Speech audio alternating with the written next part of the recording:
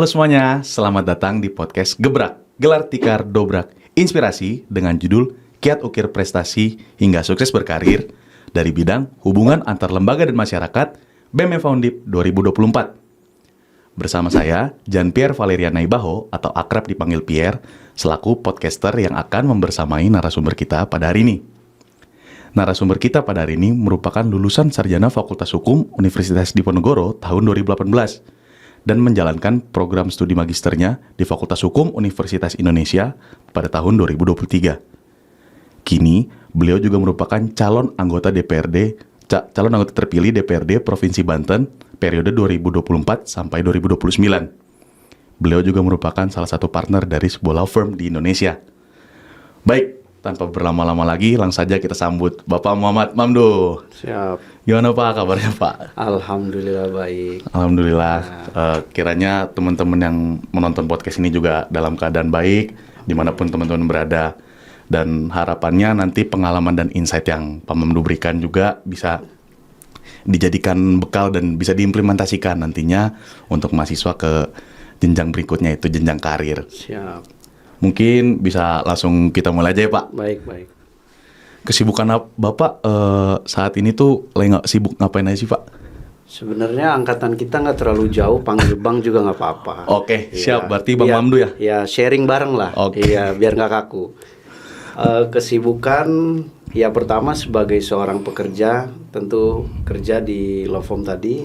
Kemudian yang kedua, saya juga karena dari zaman mahasiswa masih suka organisasi dari zaman sekolah. Sampai hari ini saya masih aktif di organisasi, baik itu organisasi sosial, kepemudaan, kemudian di organisasi wirausaha, dan kebetulan saya juga sekarang aktif di partai politik, ya, untuk menuju jenjang yang baru. Yang terakhir saya sibuk main. Sibuk main apa nih Pak? Main apa aja. Karena kalau kita serius banget kerja organisasi, kalau nggak main suntuk, betul. Oh iya, Bang Mamdo kan juga suka jogging ya untuk biar tetap sehat lah. Supaya kurus. Benar. Iyalah kan kurus, sehat dan betul. Biar kerjaannya juga lancar ya Pak. Amin. Tadi kan Bang Mamdo sendiri udah ngejelasin nih, Bang Mamdo udah pernah ikut berorganisasi pada saat semasa SMA juga. Coba kita mungkin bisa throwback nih Bang Mamdo ke pada saat perkuliahan. Apa sih yang memutuskan Bang Mamdo sendiri akhirnya masuk Fakultas Hukum Undip gitu? Oke. Ini saya cerita latar belakang memilih fakultasnya dulu. Boleh ya? Boleh. Karena dulu soal memilih fakultas aja menjadi perdebatan. Karena memang dari awal saya berkeinginan untuk terlibat dalam penyelenggara pemerintahan, baik itu menjadi seorang politisi atau seorang birokrasi. Nah, waktu itu keinginannya masuk FISIP, ilmu sosial, ilmu politik, atau hukum, bimbang. Sehingga dari kelas 3 SMA saya coba menelaah sekiranya baik secara passion maupun peluang kontribusi dua bidang itu di politik maupun pemerintahan, mana nih kira-kira yang relevan. Nah, ternyata kan politik dan hukum itu kan nggak bisa dipisahkan. Istilahnya, kalau hukum tanpa politik, itu seperti tumpul lah, mandul. Kemudian politik tanpa hukum itu akan terjadi sewenang-wenangan. Maka menurut saya waktu SMA itu berpikirnya, ini ideal nih masuk fakultas hukum, karena kita juga bisa memahami aspek hukum secara keseluruhan, kemudian bisa memberikan kontribusi nilai keilmuan kita secara akademis nanti di dunia politik. Nah, akhirnya saya ambillah fakultas hukum. Tentu saya tidak panjang lebar. Opsi saya di Fakultas Hukum Undip itu ada 3 alasan. Apa aja tuh Pak? Bang? Pertama, alasannya tentu Undip ini khususnya Fakultas Hukum, fakultas yang terbaik menurut saya. Masuk top 10 juga kan Bang? Iya, masuk top 10. Terbaik indikatornya apa? Pertama, tenaga pengajarnya, guru-guru besar kita. Iya, betul. Ya kan? Yang mempunyai kompetensi luar biasa, kualitas luar biasa, punya nama besar yang luar biasa. Kemudian yang kedua, alumni kita sudah di mana-mana, khususnya di lembaga kejaksaan maupun di kehakiman, ketatanegaraan dan lain sebagainya hal itu sudah terdistribusi dengan baik dan memiliki nama besar lah. Nah, kemudian alasan yang lainnya, FH Undip ini saya sebelum masuk juga langsung mencerna ini ada organisasi apa aja. Oh, berarti memang lagi nyari udah referensinya juga banyak juga ya Bang ya? Ya, karena supaya kita nanti tahu mau ngapain kita setelah lulus SMA kemudian masuk di kampus. Nah, ternyata menu organisasinya juga beraneka ragam. Banyak. Ya, banyak menunya, banyak pilihannya sehingga ini menjadi daya tarik. Yang kedua juga faktor geografis. Nah, gimana nih faktor geografisnya nih Bang? jadi saya itu kan dari Tangerang. Ya, untuk punya keinginan merantau lah, kuliah harus merantau, jangan dekat dengan orang tua. Betul. Karena nggak ada feel-nya gitu, ya kan. Nah, kemudian saya memilih, yang tengah-tengah ini Semarang, ya kan. Iya. Secara geografis dia strategis, dampaknya juga besar. Tiket keretanya nggak terlalu mahal, ya kan? Betul. Iya. Coba kalau kita ke Jawa Timur, harganya berarti 2 kali lipat, kemudian menghabiskan waktu 2 kali lipat ya. Dulu kalau boleh tahu tiket pada tahun Abang berapa Bang? Waktu itu kalau ekonomi 80.000, iya. Ada yang 50.000 juga, masih ada. Nah, apa namanya? Sisi lain juga secara ekonomis juga ada dampaknya juga. Di sini masih banyak makanan yang terjangkau. Betul. Sehingga apa namanya? Punya daya tarik tersendiri lah. Ya. Selain secara formal maupun informal. Jadi secara institusi akademis FH Undip ini top, secara geografis juga top, secara ekonomis juga top. Iya, jadi kalau kita makan burjo 10.000 udah kenyang. Iya. Sehari makan 20.000 udah kenyang ya Bang? Iya, kalau di Jakarta belum tentu.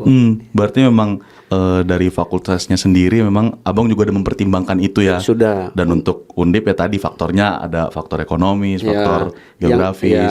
Yang paling tegas ya Undip Fakultas Hukum ini salah satu kampus terbaik. Nah, dari Abang sendiri kebanggaan tersendiri apa sih yang Abang ilhami gitu pada saat Abang menjadi mahasiswa aktif FH Undip? Balik lagi ya kepada hal tadi yang saya jelaskan, FH Undip ini institusi yang mempunyai nama besar. Saya merasa bangga masuk dalam bagian ini, ya kan. Kemudian saya berproses bisa bertemu dengan berbagai latar belakang teman-teman yang berbeda. Ya, yang berbeda, yang keren-keren lah pokoknya, ya kan. Dengan segala segudang prestasi, kemudian sifat dan sikap kompetisi yang baik di sini yang membuat saya senang dan bangga. Jadi gak ada kata penyesalan lah. Saya ada di FH Undip ini, bahkan merasa kurang lama waktunya untuk ada di sini. Kalau kurang lama nanti agak ini dong mengulur dong Bang. Enggak, bukan mengulur waktu kuliah. Kuliah tetap nomor 1 berarti ya Bang. Nah, tadi kan untuk masuk fakultas hukum sendiri apalagi di Undip, Abang kan tadi sudah menyebutkan melihat juga organisasinya, udah melakukan pemetaan-pemetaannya juga kan terhadap organisasinya. Nah, selama Abang jadi mahasiswa aktif di FH Undip, Abang pernah aktif nggak sih dalam kegiatan kampus, apalagi kegiatan berorganisasi? Entah masuk kategorisasi aktif atau enggak, yang jelas pernah melakukan. Jadi 1 minggu setelah jadi mahasiswa baru itu, saya mencari organisasi pergerakan mahasiswa. Nah, ini hari ke-7 saya langsung ikut di organisasi pergerakan tersebut. Ya, ikut di organisasi pergerakan. Itu masih masa-masa ospek itu atau baru selesai 1 minggu pertama. Nah, saya aktif di sana sampai pada akhirnya kalau nggak salah semester 1 akhir ya baru ada seleksi BEM ya. Oh iya. Akhirnya saya masuk BEM di bidang yang sama juga sama yang diselenggarakan hari ini, Halmas. Bidang Halmas. Iya, saya masuk bidang Halmas sebagai perangkat muda Badan Eksekutif Mahasiswa. PMB.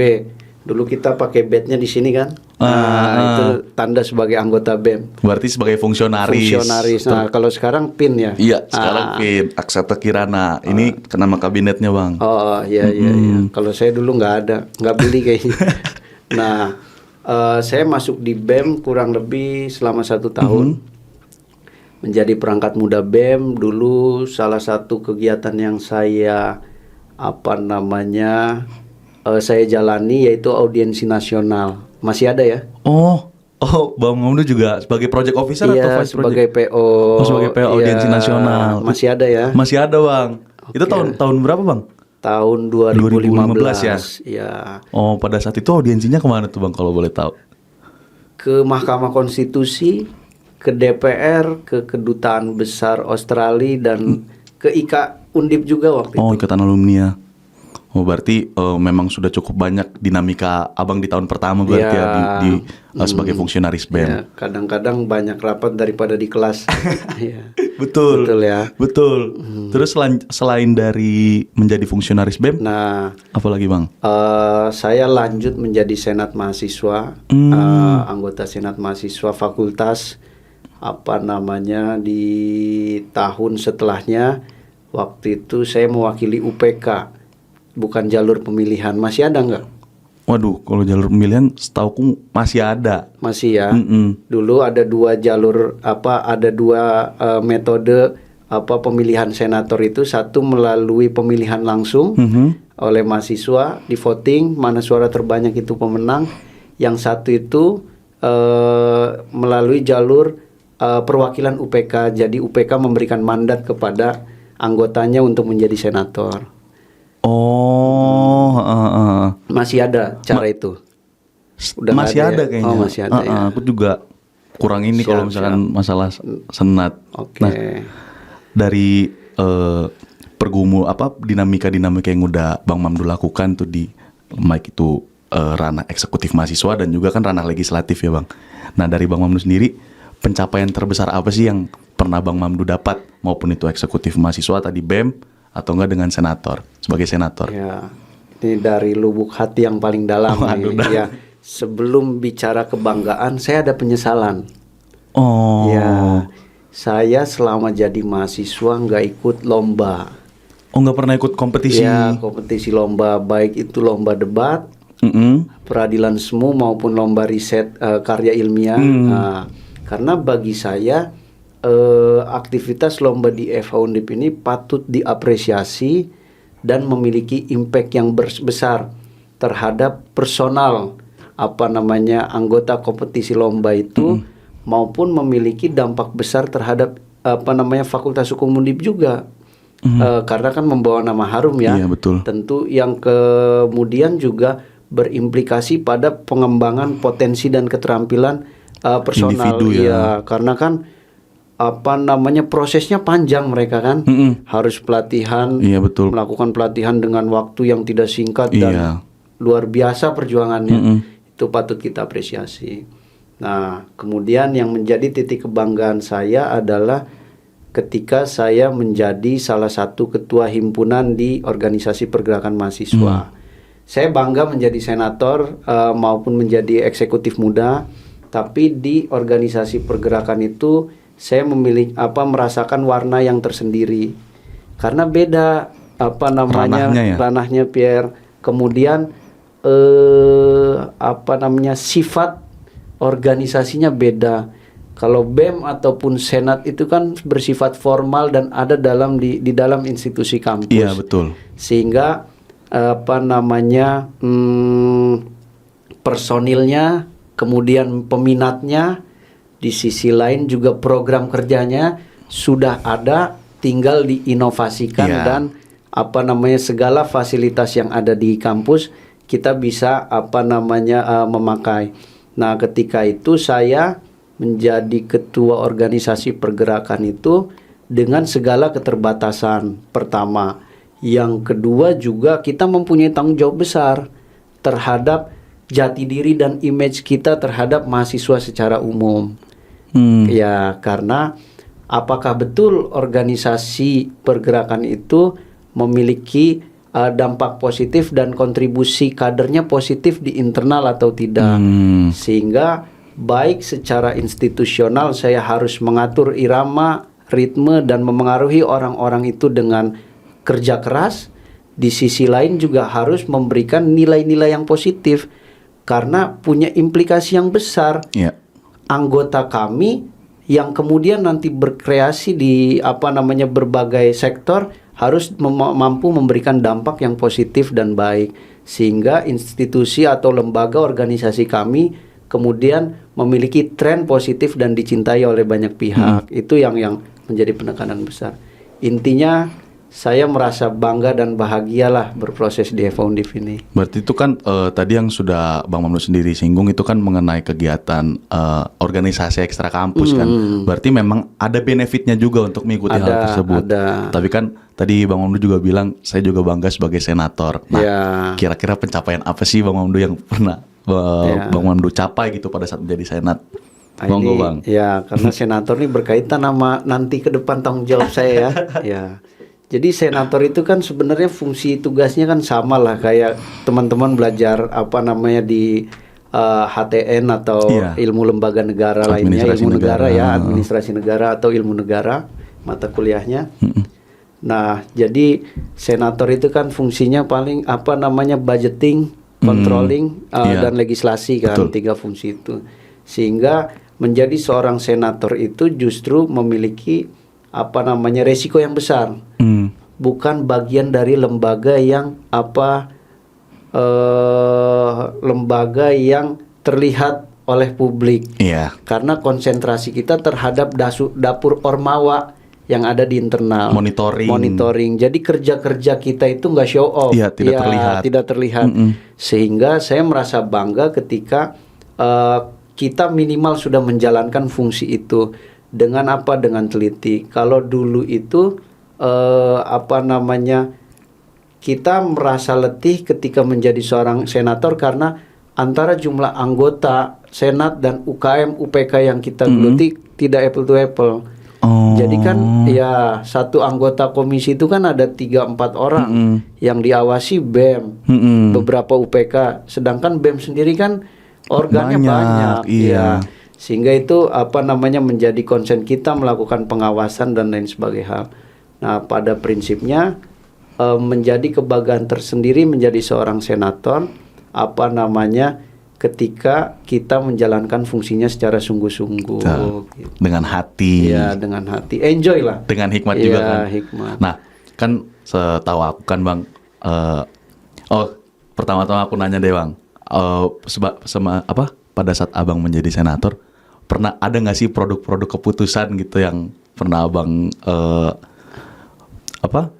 buat gitu sehingga berdampak sampai sekarang? Dulu pasti yang kita buat itu kan GBHK, PPO, beberapa perma, terutama perma tentang pemira, kemudian peraturan mahasiswa tentang pers mahasiswa, kemudian peraturan mahasiswa tentang itu tadi hubungan antar lembaga yang di GBHK itu bagaimana kita harus melakukan controlling. Tupoksi kita sebagai senat diakui lah, kira-kira begitu. Legal. Nah, kan tadi kan Bang Mamdu sendiri sudah menyinggung bahwa memang mahasiswa ini untuk bisa melatih hard skill, soft skill dan juga pengetahuan itu kan memang diperlukan juga untuk mengikuti kegiatan organisasi.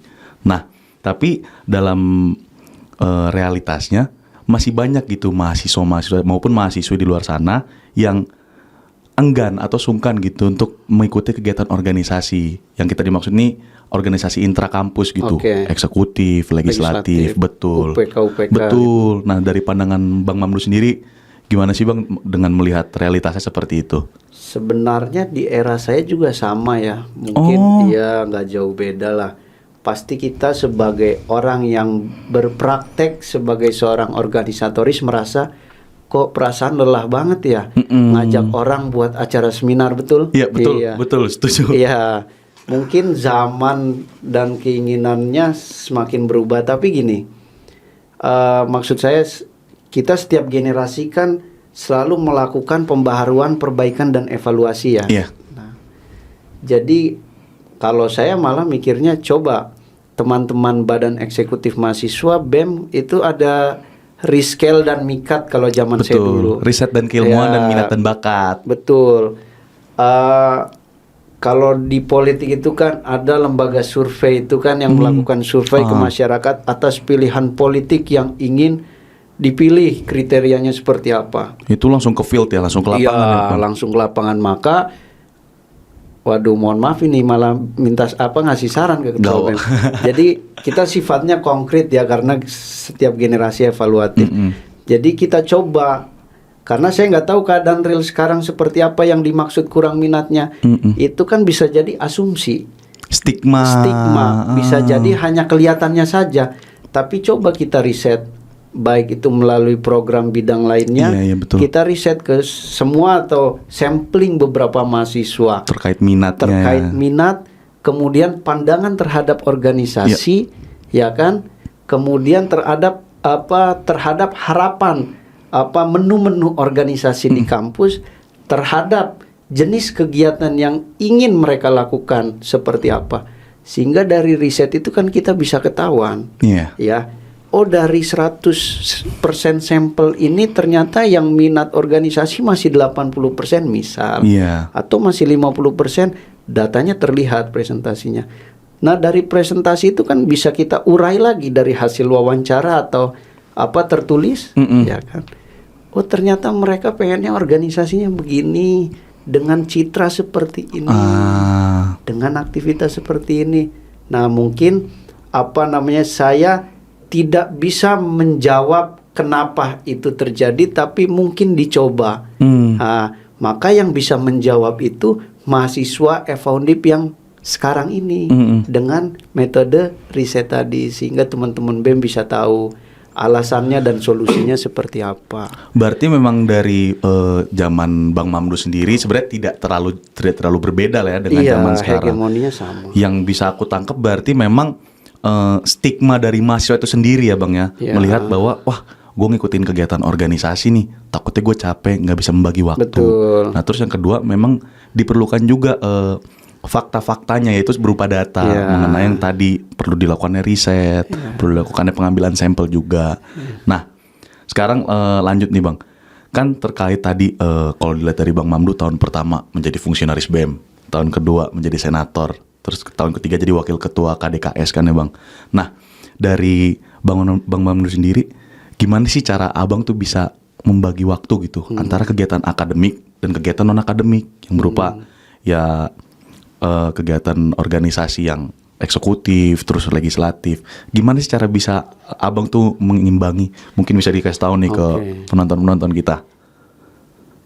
Jadi mahasiswa menurut banyak orang itu kan ada yang kupu-kupu, kuliah pulang. Ada yang kura-kura. Apa tuh? Kuliah rapat. Ini anak BEM biasanya ya.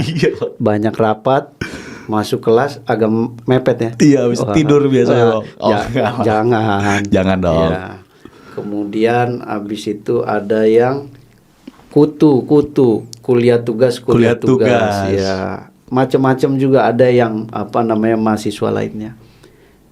Jadi ini bicaranya sebenarnya manajemen waktu ya. Iya, betul. Manajemen. Sebenarnya sebelum saya masuk kepada teknis ya, ini biar alam sadar kita itu sama bahwa kampus ini beda sama sekolah. Iya. Kampus ini alam bebas. Ketika kita sekolah, apalagi yang di asrama, saya dulu asrama SMA,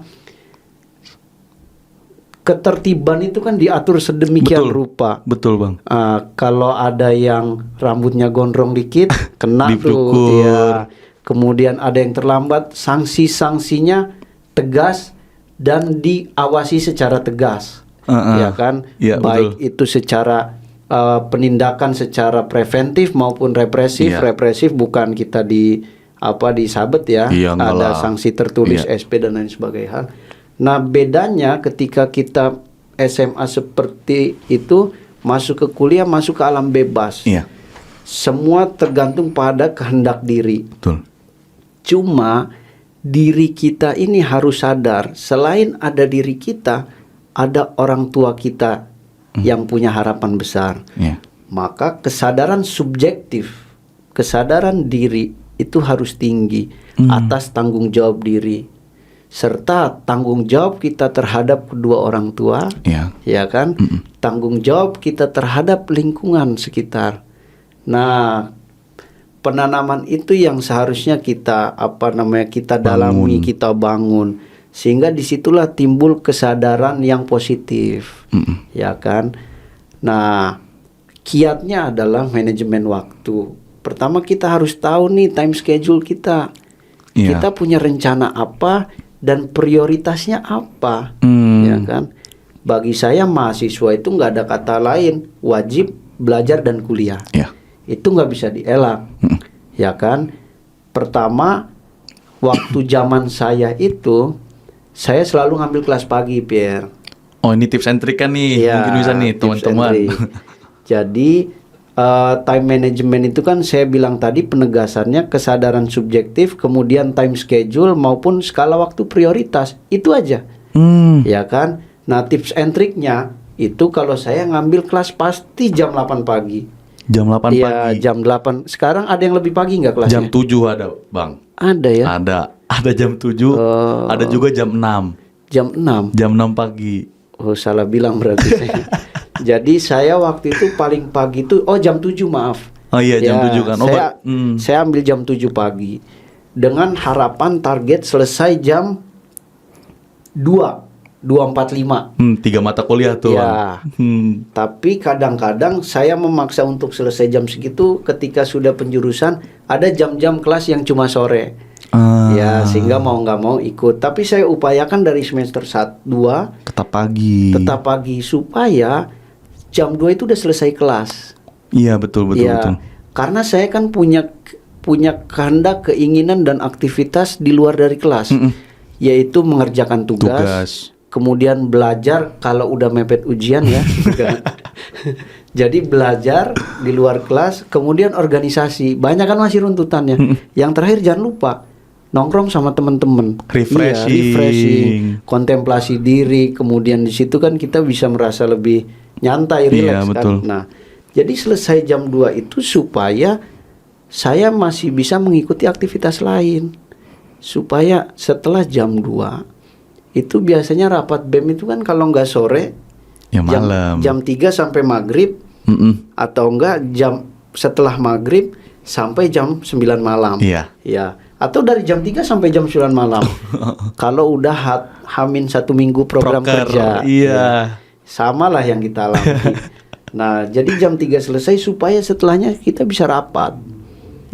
Kalau kita ngambil kelasnya sore, terganggu nanti performa kita di organisasi kurang baik, dan di akademik pun juga sama. Di akademik juga sama. Jadi setengah-setengah, minggu ini masuk, minggu ini rapat, jadinya ngulang deh kuliahnya. Itu yang nggak disukai dosen tuh. Iya, betul. Makanya ambil jam pagi, kemudian supaya itu tadi termanage dengan baik. Terus saya lakukan itu selama kurang lebih sampai semester 6 ya kalau nggak salah berorganisasi. Saya lakukan itu, tidak lupa saya membagi waktu weekend, atau misal selesai rapat teman-teman udah pada nongkrong nih. Saya selesai rapat Isya, setelah sholat Isya, habis Isya baru saya ikut nimbrung nongkrong sampai jam 10, 9 baru pulang. Sehingga imbang antara ruang kita di kelas, kemudian berorganisasi, dan main dengan teman lingkungan. Sebentar, aku mau nanya nih Bang. Emang sosial baterai Bang Mamdu sendiri masih ada tuh Bang setelah rapat, pusing, terus tiba-tiba nongkrong? Sampai hari ini saya kayak gitu. Oh iya. Iya.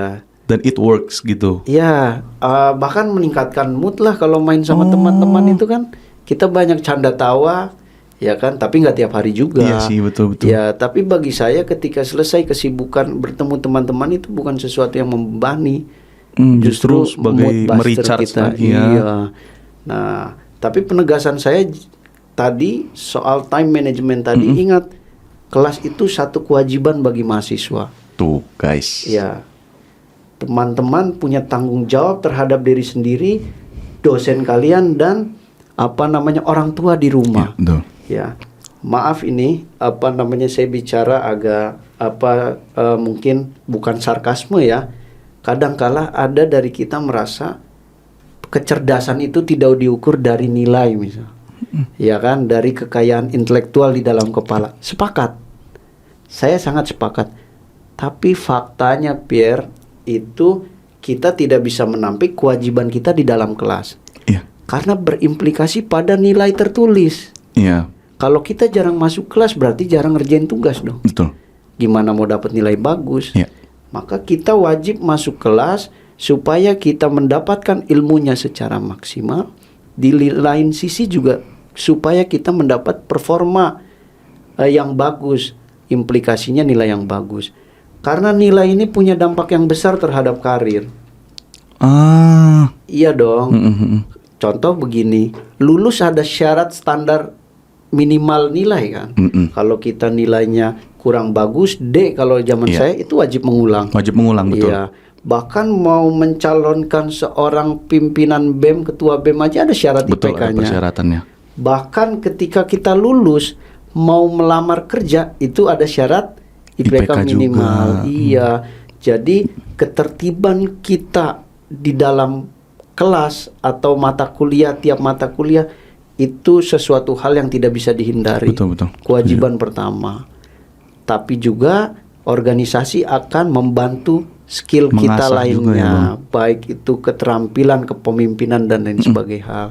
Itu mungkin dari saya. Time managementnya jadi jam 7 masuk kelas. Tuh guys, berarti memang kalau dari time management Bang Mamdu sendiri, Bang Mamdu sendiri tuh membuat jadwal untuk perkuliahan tuh dari pagi, dan sekiranya memang sampai siang, baru untuk sore ke malam Bang Mamdu bisa mempersiapkan untuk fokus ke kegiatan organisasinya. Nah, tapi nih Bang, di realitasnya nih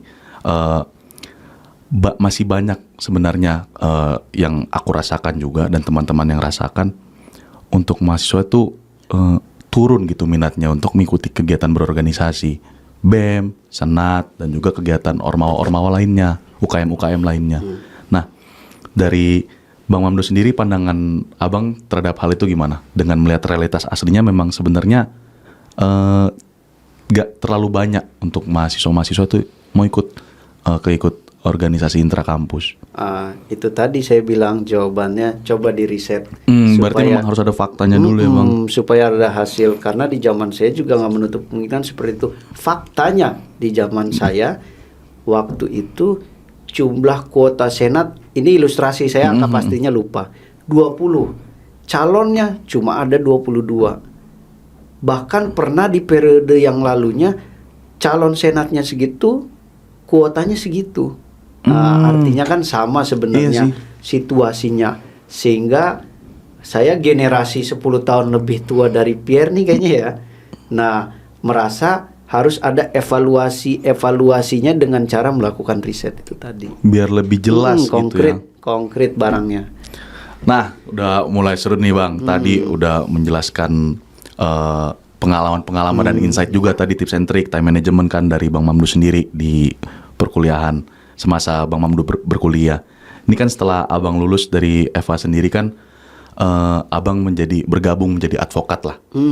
Apa sih yang memutuskan Bang Mamdu ini menjadi advokat gitu, menjadi partner lah dari sebuah law firm gitu? Iya, itu perjalanannya cukup menarik ya.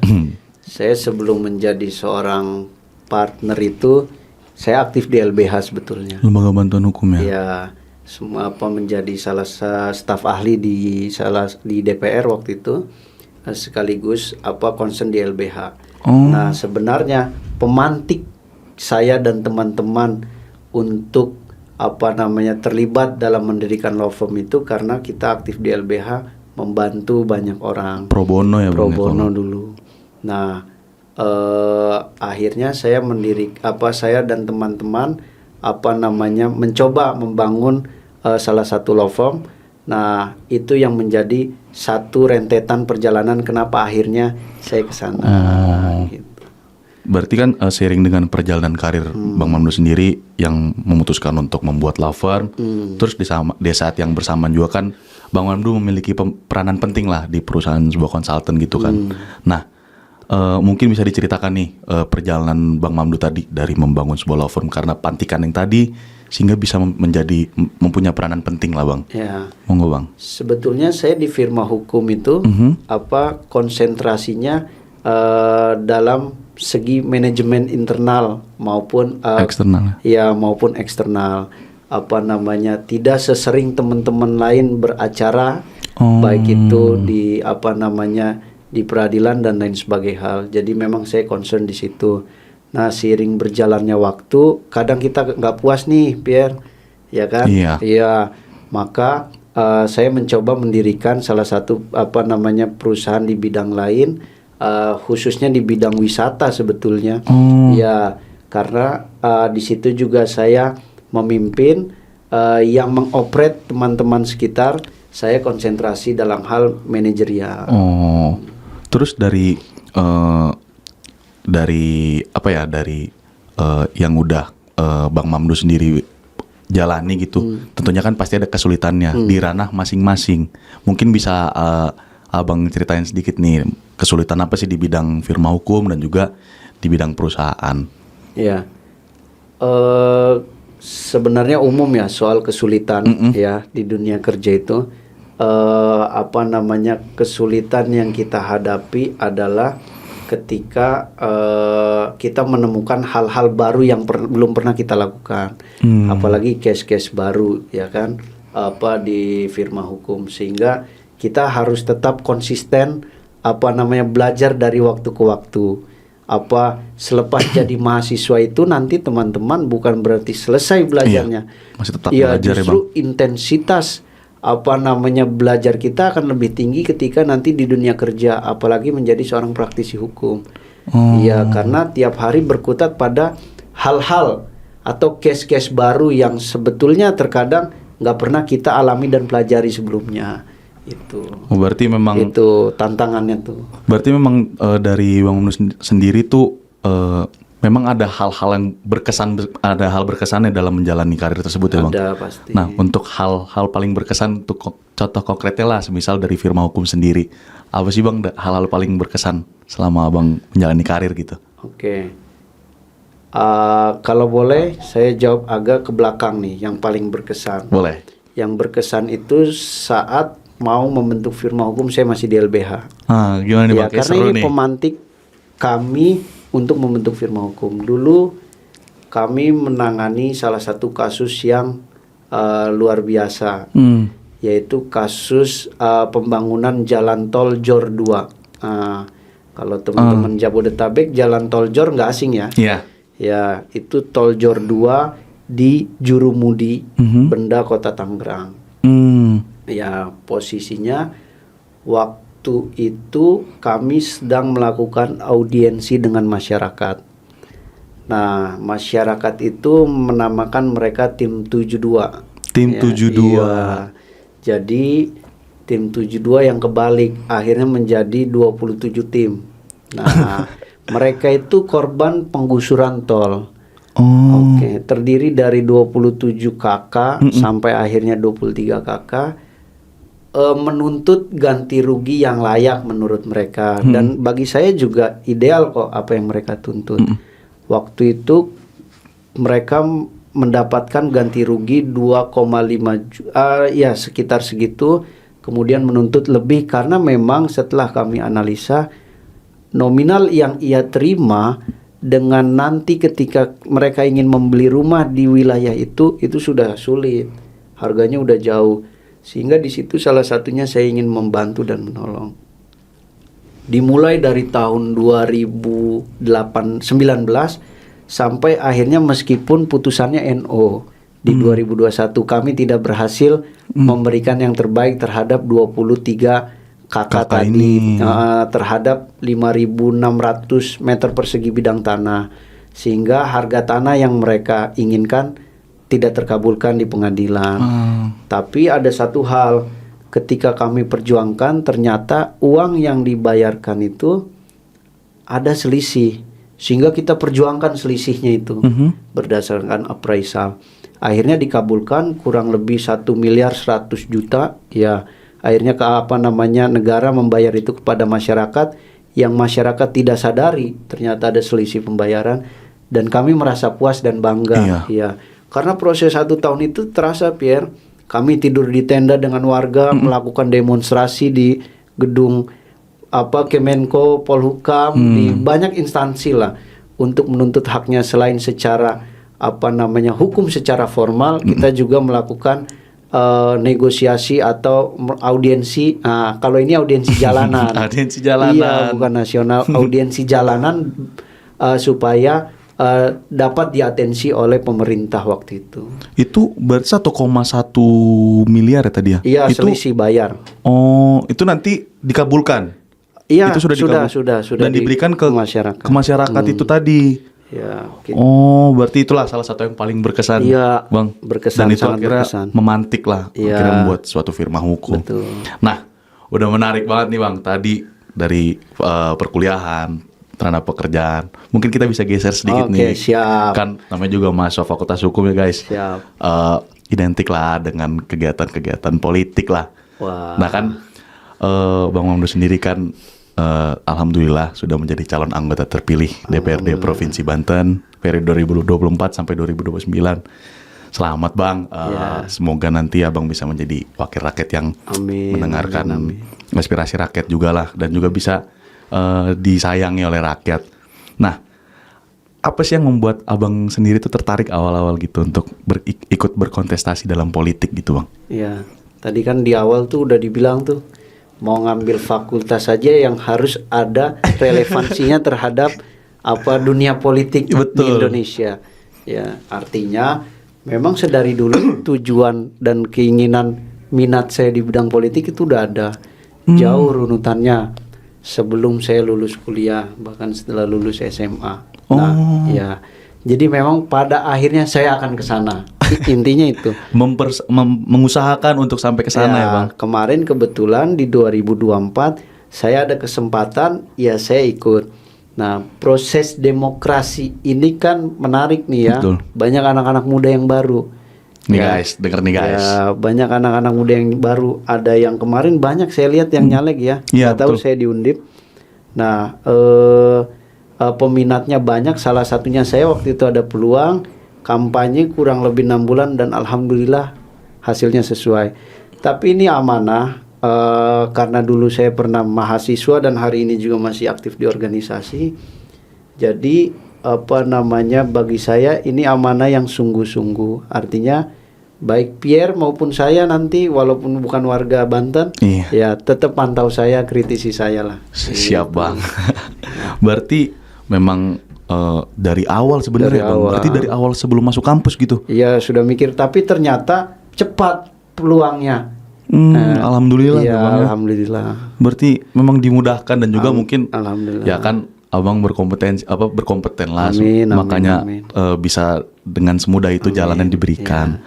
Nah, dengan ini berkaitan juga dengan tadi pekerjaan Bang sebenarnya.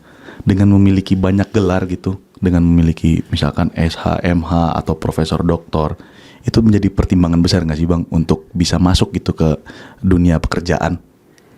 Oh, tentu dalam hal dunia pekerjaan kan minimal kan yang penting itu kan performa ya. Performa, profesionalisme, performa kualitas kita yang dibawa, bukan hanya gelar.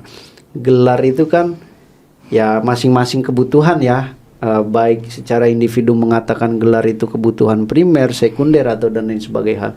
Yang jelas itu kan praktisi hukum itu kan minimal S1-nya SH, sarjana hukum. Ya, selebihnya tergantung masing-masing lah kalau menurut saya. Kalau saya sendiri merasa penting, apalagi konsentrasi saya sekarang dan besok di bidang politik ya, di lembaga legislasi walaupun DPRD itu kan salah satu fungsinya fungsi legislasi. Betul. Ya kan, di mana legislasi dalam hal ini pembentukan perda perlu memahami pemahaman hukum yang baik. Betul. Ya, salah satu cara yang saya tempuh ya sekolah, sehingga implikasinya kan gelar. Nah, bagi saya komitmen saya untuk sekolah di bidang hukum akan saya jalani secara konsisten, karena pasti memiliki dampak apapun terhadap profesi apapun yang kita geluti ke depan. Gitu. Karena jika dilihat kan tokoh-tokoh sekarang banyak juga yang misalkan tidak setinggi itu untuk gelarnya, tapi mempunyai kredibilitas yang tinggi. Nah itu menurut Abang memang berarti memang cara dia mempromosikan diri dia saja sebenarnya itu cukup baik atau gimana Bang kira-kira? Sensitif sebenarnya. Mungkin agak dibuka secara general aja nih Bang. Generalnya. Jadi kembali pada masing-masing. Kalau menurut saya yang jelas kita sebagai praktisi hukum atau anak hukum minimal sudah pasti harus sarjana hukum. Selanjutnya kualitas orang itu kan macam-macam rekam jejaknya. Rekam jejak pendidikan yang baik, rekam jejak pengalaman kerja yang baik, rekam jejak pengalaman-pengalaman lainnya, sehingga kualitas itu tidak tumbuh pada satu faktor. Ada yang full karena faktor pendidikan, full karena faktor pengalaman kerja, profesionalisme, atau elaborasi antara itu.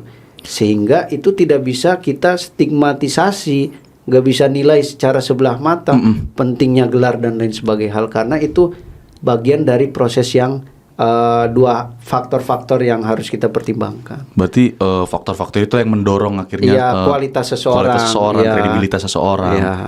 Nah, mungkin aku mau ini nih Pak, Bang, nanya-nanya tentang, ya pastikan mahasiswa sekarang kan masih suka gimana ya, belum punya pendirian gitu. Siapa ini kan dari pandangan Abang sendiri, bagaimana sih Bang Mamdu sendiri bisa melihat peluang dan kesempatan karir di era digitalisasi ini, yang dimana kan ya kita berdua tahu lah Bang, masalah perkembangan zaman yang cukup pesat gitu. Nah, sehingga membuat mahasiswa kan memang harus melek akan untuk ke jenjang berikutnya, itu jenjang karir. Nah, dari Bang Mamdu sendiri, bagaimana sih Bang Mamdu bisa melihat peluang dan kesempatan karir itu di era digital ini? Nah, saya bicara tentang era digital secara umum ya, karena kan pasti kalau ada perubahan situasi, pemenuhan kebutuhannya juga berubah kan. Jadi umumnya itu kita generasi apa nih Pierre kalau sekarang? Generasi apa? Milenial? Nah, iya. Ya, Gen Z atau apa kalau gitu? saya masih masuk ya. Masih. Bang Mamdu orang muda banget kayak gini. Masih kelihatan muda ya. Muda, masih ganteng Bang. Masih ganteng. Berarti ada kemungkinan enggak kemudian hari. Kan umur yang nanti memberitahu kan. Iya. Ganteng menurut sisi yang lain kan bisa. Ya. Jadi di era disrupsi ya, era digital sekarang ini sebenarnya nggak jauh beda. Mungkin ada komponen penambahan itu. Yang pertama itu kita harus mempunyai kemampuan dasar yang menjadi satu hal yang pasti kan. Kemampuan dasar kita sebagai orang hukum, yaitu kita harus mampu memahami, mengerti, dan menguasai ilmu bidang hukum itu sendiri. Kemudian ada kebutuhan tambahan selain kita rajin belajar kan. Tadi udah bahas tuh tentang organisasi. Soft skill kita, skill-skill yang lain perlu. Karena soft skill itu implikasinya banyak, Pian. Implikasinya terhadap sikap tegas kita, ya kan? Sifat skill kepemimpinan kita, kemudian sifat tegas kita, kemudian biasanya orang yang punya kemampuan kepemimpinan atau berorganisasi, soft skill itu komunikasinya bagus. Karena terbiasa komunikasi sama orang, public speakingnya produktif. Nah, yang kedua menurut saya ya, itu bahasa, ya kan? Bahasa kan sekarang menjadi satu komponen penting dalam dunia nasional, bahkan nggak mesti internasional, ya kan? Dengan dibukanya ruang-ruang pendidikan berbasis internasional aja sudah menunjukkan bahwa standar perkembangan zaman sekarang beda. Iya, betul. Ya, kita harus mampu bahasa asing, bahasa Inggris, bahasa Cina itu udah termasuk Cina, bahasa Inggris, bahasa Cina itu udah penting karena kan dua negara itu juga punya dampak ekonomi yang luas terhadap dunia.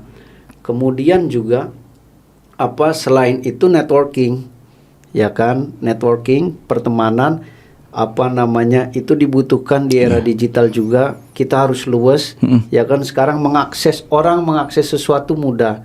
Yang terakhir tentu teknologi, kita harus melek di zaman sekarang.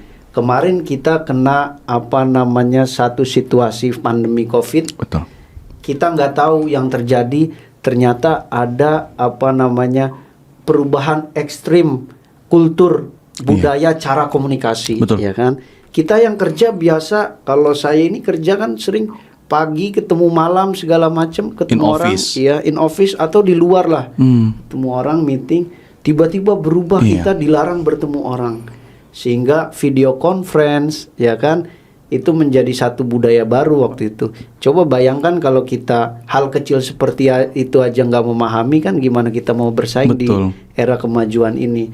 Bahkan hal-hal lain standar sekarang kita mahasiswa harus bisa megang laptop, ya kan?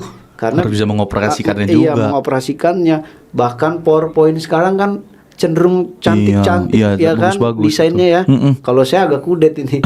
Nah, itu kan menjadi satu hal yang penting karena di proses kerja nanti kan selain kompetensi dasar juga kalau kita bikin PPT-nya bagus ya kan, melek iptek, kemudian nanti kalian kalau kerja masuk di perusahaan firma hukum atau dilihat ini performanya bagus, cara penyampaian komunikasinya bagus, presentasinya, PPT-nya juga desainnya bagus.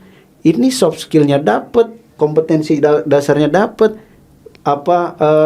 kemampuan komunikasinya bagus, teknologinya juga bagus. Jadi prospek dia. Itu ya runtutan yang saya maksud. Ya. Berarti memang itu paling penting lah ya Bang. Apalagi untuk mahasiswa-mahasiswa yang nanti mau masuk ke jenjang karir, guys, dengar guys. Nah, selanjutnya nih Bang, ini kita ngomongin mahasiswa umum lah, nggak usah mahasiswa fakultas hukum. Tips and trick apa nih Bang yang nggak usah mahasiswa fakultas hukum lah, mahasiswa umum nih yang harus dipunya untuk dijadikan bekal nih supaya bisa nanti dibawa ke jenjang karir. Gimana Bang? Oke. Bekalnya ya. Bekal optimis, ya kan? Bekal semangat terus. Itu dasar tuh. Kalau orang udah nggak optimis, nggak semangat itu sulit. Sulit ya. Ya. Bagi saya konsistensi itu penting, ya kan? Dan sikap optimis. Karena begini, mungkin Pierre dan teman-teman entah pernah mengalami masa ini atau tidak, biasanya sih mengalami. Orang itu cenderung galau dalam lompatan setiap fase. Iya. Dulu waktu SMA ke kuliah ngerasa salah ngambil jurusan. Iya betul. Udah mau lulus ngerasa salah ngambil peminatan. Iya kan? Udah setelah lulus ngambil kerja, aduh saya salah nih kerja di sini, ya kan? Iya. Sikap galau itu biasa. Prinsipnya manusia itu kita jalan lurus menuju apa yang kita tuju, pasti kan nggak lurus melulu, akan menemukan persimpangan. Ya kan? Ketika kita memilih persimpangan di dalam satu persimpangan itu, kita belok pasti ada persimpangan baru juga. Jadi kita optimis dan konsisten aja terhadap apa yang kita tuju dan yakini. Berarti memang bener gak Bang kalau misalkan saya ngomong harus berani keluar dari zona nyamannya. Iya. Supaya biar bisa dapat experience juga nantinya. Dengan bekal-bekal tadi yang kita sudah obrolin ya. Jangan dengan pepesan kosong, kita banyak tidur waktu kuliah itu sayang juga kan. Iya betul. Percaya kuliah ini tempat terbaik kita berproses. Tuh guys. Nah, sebelum terakhir nih Bang, ada wejangan-wejangan nggak buat mahasiswa fakultas hukum, terutama mahasiswa fakultas hukum Undip? Kata-kata terakhir Bang. Sebenarnya saya juga butuh di wejang ya. Jadi wejangannya itu saya menitipkan pesan bahwa kita ini generasi maju lah dibanding generasi yang baik ke depan, punya tantangan dan tantangan baru, sehingga diri kita ini harus mampu siap memiliki daya saing yang kuat dengan dengan segala persiapan bekal kompetensi diri yang baik. Maka dengan segala kompetensi diri yang baik ini ke depan kita juga mampu bersaing dengan siapapun dan dimanapun. Dan perlu kita ingat, FH Undip ini institusi lembaga pendidikan atau fakultas yang terbaik, salah satu yang terbaik di Indonesia. Perlu kita jaga dan kita rawat nama besarnya ini, sehingga ketika kita selesai dari sini keluar mampu mengharumkan alma mater kita. Gitu. Gila, keren. Nah, bagi teman-teman mahasiswa yang mau ngelihat Bang Mamdu nih lebih banyak informasi, bisa dicek di mana nih Bang? Silakan. Sekarang banyak sosial media ya. Nanti Pierre aja yang menyampaikan. Siap, pokoknya nanti ada Instagramnya, terus ada websitenya nggak sih Bang? Ada. Ada websitenya, nanti bakal kita cantumin. Okay. Wow, udah nggak kerasa nih Bang Mamdu. Tadi kita udah ngobrol panjang lebar, kayaknya udah mau sejam nih Bang. Tadi Bang Mamdu menjelaskan, membagikan pengalaman Bang Mamdu dan juga insight-insight dari masa perkuliahan, terus tadi ke pekerjaan dan sedikit ke ranah-ranah politik lah. Harapannya teman-teman yang mendengarkan podcast ini bisa menjadikan itu sebagai bekal dan bisa diimplementasikan juga nantinya pada saat ke jenjang berikutnya, yaitu jenjang karir. Sekali lagi aku ucapkan kepada Bang Mamdu karena sudah mau menyempatkan waktunya untuk hadir menjadi narasumber di podcast kita kali ini. Harapannya dan doanya semoga pada saat Bang Mamdu sudah dilantik menjadi anggota DPRD Provinsi Banten periode 2024 sampai 2029, kiranya Bang Mamdu bisa menjadi wakil rakyat yang didengar dan juga bisa menjadi wakil rakyat yang menyayangi rakyatnya sehingga bisa dipercaya untuk diberi tanggung jawab. Terima kasih Bang Mamdu, dan buat teman-teman yang mau mendengar podcast ini bisa juga nih di-share juga ke teman-teman yang lainnya. Sekarang udah ada di 2 platform, ada di YouTube dan juga di Spotify. youtube.com/BMFoundip dan Spotify-nya di Halmas BMFoundip. Makasih Bang Mamdu. Sekian dari podcast kita. See you guys on the next podcast. Bye-bye.